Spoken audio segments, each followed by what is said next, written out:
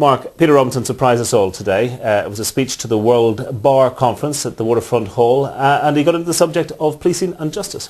Yes, I mean, I think he was sending out a message. He's already said that he's going to use the summer break to try and crack some of the unresolved issues. Obviously, education, one big one, but the principal issue being the standoff between Sinn Féin and the DUP over the transfer of policing and justice powers to local politicians.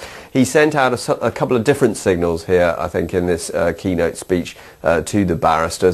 One was that unionists are not against this per se, that they do see it as beneficial to Northern Ireland, that he's not gloomy about the prospects for agreement, but another related to who should do that job, and it was pretty clear from Peter Robinson that he has reservations about Sinn Féin having any kind of part in actually having authority over the judiciary. Well, yes, I mean, the tone was positive, but judging from what he's saying, he's still pointing back to a document that they put into the public domain a couple of years ago. So DUP policy, you could say, really hasn't shifted. Yeah, I mean, certainly around 2006 we had a debate there about whether this job could be passed down to one of the other parties. There was talk of the Ulster Unionists, talk of the SDLP, talk even potentially of Alliance doing it. Now, legislation then came along when Peter Hain was Secretary of State, which effectively appeared to rule out that option of Alliance getting the job. But certainly when you look at the detail here of Peter Robinson's speech, he's talking about possibly having to wait for a generation to actually have the confidence that will be necessary for a Sinn Féin ministry. He doesn't quite spell it out, but it's pretty clear that that's what he means. And so he's talking about some other basis for moving forward, and I think that comes back again to trying to reserve that position for one of these other parties. And he has conceded, has he, in in basically the real politics of this then, is if Sinn Féin are going to be ruled out of the ministry, the DUP are unlikely to get it. I think the DUP, although I'm sure that they would love to get justice as well as all the other jobs that they currently hold, know that if they're trying to veto Republicans, then there's no way their own candidate will be able to go forward. So they're potentially looking, I think, at other parties. But the question still remains, will Sinn Féin buy into this at all? Back in 2006, when it was under discussion, Jerry Kelly told me at that time that Sinn Féin would not collude with its own exclusion from this job. So really, I think it will be a delicate matter to see how this could be potentially worked on, and also whether it would appeal to other parties. And back in 2006, Alliance didn't like the notion that they might be beholden to a First and Deputy First Minister, that they might have a job but not have the right to get into the executive. So all of these kind of details have to be worked upon.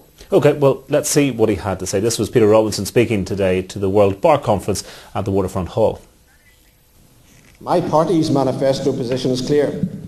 We support the devolution of policing and justice powers. But we recognise, nevertheless, that there are real and particular sensitivities about who will be policing and justice minister. Despite all of the very real progress that has been made, and it has been considerable, this is still the position. So what do?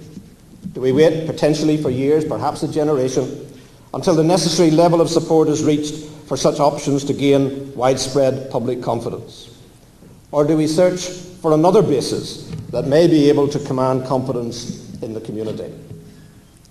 My party put forward proposals in this area to the Assembly's preparation for Government Committee in 2006. And for us, these and our Assembly manifesto offer a sound basis for negotiations. It's a matter of public record that in recent weeks I have discussed these important matters with the Deputy First Minister at some length. And I also met and indicated to other party leaders that I want to examine these issues with them as well. I expect I need hardly say that agreement on a way forward has not yet been reached, but for myself, while I cannot be certain, I am not gloomy about the prospects of reaching an agreement which could command the confidence of everyone.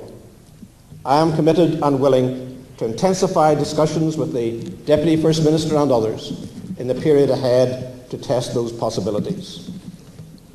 I won't attempt to characterise anyone else's position, but I can say that there is a growing understanding of all the concerns that attend this debate, including those that I have articulated, and a serious engagement is underway on how to resolve those concerns.